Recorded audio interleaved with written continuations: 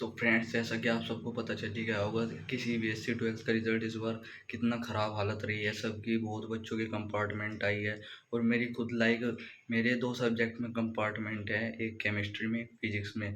तो सीबीएसई ने इस बार बहुत ज़्यादा, जैसे कि पहले क्रेज मार्किंग कर देते थे, वो रूल इस बार अप्लाई नहीं किया और बहुत ही स्ट्रिक्ट चेकिंग रही है। जिस हिसाब से हमारे सेट और पेपर आते थे हर साल, तो मतलब हार्ड तो हर साल आते थे, लेकिन जो लीनियंट चेकिंग होती थी वो बिल्कुल इस बार नहीं मिली।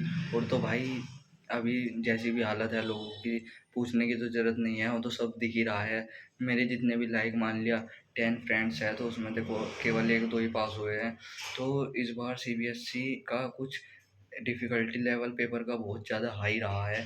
तो अच्छी बात तो ये बिल्कुल नहीं है सीबीएसई, क्योंकि अगर आपको एक्सपेरिमेंट करना है, अगर आपको कुछ बताना है, देखना है, तो मतलब सीधा आप क्लास 12th के बच्चों के साथ ऐसा करोगे तो उनके फ्यूचर पे, उनकी लाइफ पर क्या इफ़ेक्ट पड़ेगा, तो वो भी देखने वाली बात होती है। तो भाई, जैसे कि कंपार्टमेंट तो आई है बहुत सारे बच्चों की, तो उसके लिए अब जा जो पेपर होंगे वो, उसमें हमारा टाइम जाएगा। तो जैसा कि मेरा भी जाएगा 2 महीने तो कम से कम मान कर चलो, क्योंकि जिस सब्जेक्ट में कंपार्टमेंट है उसे उसे उस सब्जेक्ट को अच्छे से पढ़ना पड़ेगा।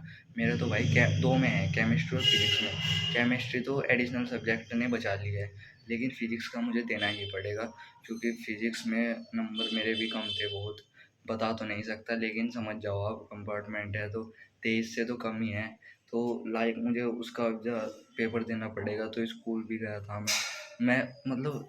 फ्रेंड्स, आप ये बताना, जैसे मेरे 2 सब्जेक्ट में कंपार्टमेंट थी, तो एक एडिशनल सब्जेक्ट की वजह से बच गई और दूसरे में देना है। तो लेकिन जब मैं स्कूल गया तो मुझे पता चला कि दोनों सब्जेक्ट में आप दे ही नहीं सकते, किसी एक सब्जेक्ट में दे सकते हो। तो भाई, ये सुनकर तो मुझे बिल्कुल अच्छा नहीं लगा। मतलब मैं एक सब्जेक्ट में पास हो जाऊँगा, लेकिन जो दूसरा सब्जेक्ट है, जो एडिशनल सब्जेक्ट की वजह से, पर उस पर उस पर रिटेस्ट लिखा हुआ आएगा, तो उससे मेरे रिजल्ट पर तो बहुत गंदा इफ़ेक्ट पड़ेगा।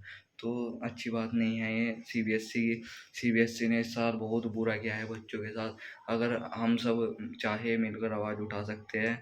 आप लाइक कमेंट करना और बताना कि आपके कितने परसेंट आए हैं और आपका सीबीएसई के रिजल्ट क्लास 12th पर क्या कहना है। क्योंकि भाई, अब कुछ स्टूडेंट्स रिपीट भी कर रहे हैं, क्योंकि बहुत सारे स्टूडेंट की तो एसेंशियल रिपीट भी आई है।